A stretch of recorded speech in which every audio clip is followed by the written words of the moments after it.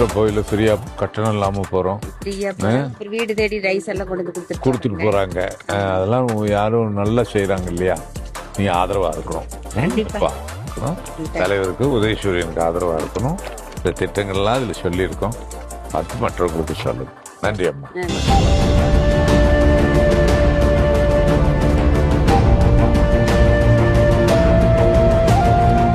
நமக்கு எத்தனை குழந்தைங்க? 2 குழந்தைங்க, ஒரு பொண்ணு ஒரு பையன். என்ன பண்றாங்கம்மா? பொண்ணு கல்யாணம் பண்ணிட்டு பையன் 12வது படிக்கிறான். 12வது படிக்கிறான். இவங்க சின்ன குழந்தையா இருந்ததுல இருந்து நீங்க தானே அவங்கள பாத்துக்கிட்டீங்க. வீடு கூட்டுறது, துணி துவைக்கிறது, சோறு ஆக்குறது, அவங்கள சீர் பார்த்து அவங்க எல்லாம் பண்ணி கொடுத்து பிள்ளைக்கு சமைஞ்சதுல இருந்து பார்த்து கல்யாணம் பண்ணி கொடுத்ததுல இருந்து உங்களுடைய பங்கு என்னன்னா ஒரு குத்து விளக்கா ஒரு குடும்பத்துல இருந்து உழைச்சிருக்கீங்க. அதுக்கு யாராவது சம்பளம் கொடுக்குறாங்களா? இல்லை. அவரை கட்டிட்டு வந்த ஒரே காரணம் தான் குடும்பத்தை தாங்கி பிடிக்கிறவங்க. ஏன்னா என்ன பத்தும் ஒரு தாய் தானே வளர்த்தா.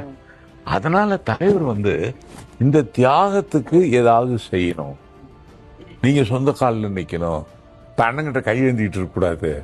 அதனால ஒரு 1000 ரூபாய் உங்க கையில கொடுக்கணும்னு தான் இந்த உரிமை தொகைன்னு கொடுத்தாரு. இலவசம் அல்ல அது.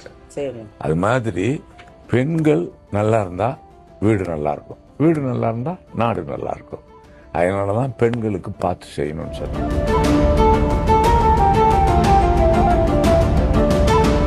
ஹலோ, கை கொடுங்க. பேர் என்ன? பேர் என்ன? பேர் சொல்லுங்க. எத்தனை படிக்கிறீங்க? பால்வாடி இல்லையா? Okay, right. அம்மா, இது பணம் வருதாம்மா? மாசம் 1000 ரூபாய் வருது இல்லையா?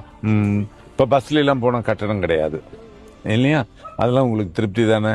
ஏதாவது மகளிர் சுய உதவி குழுக்குள்ள இருக்கீங்களா? உங்களுக்கு அந்த ஃபண்டு வருதா? அப்பெல்லாம் சுழற்சி முறையில் அதெல்லாம் பயனுள்ளதா இருக்குல்ல?